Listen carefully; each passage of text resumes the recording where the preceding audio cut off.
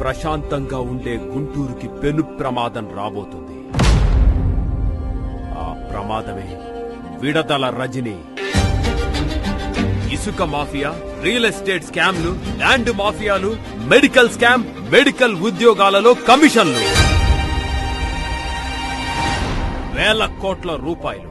ఇలా ఒకటేంటి, చిలకలూరిపేటలో చేయని పని లేదు. అక్కడ ఆమె ఆకలి దాహం తీరక గుంటూరు మీద కన్ను పడింది.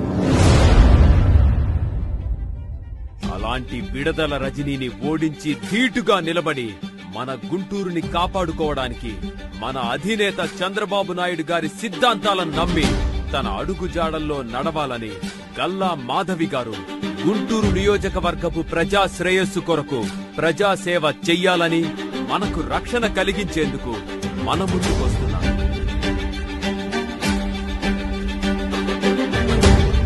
మన ఓట్ గల్లా మాధవి గారికి వేసి అఖండ మెజారిటీతో గెలిపించి మన నియోజకవర్గాన్ని అభివృద్ధి బాటలో నడిపిద్దాం.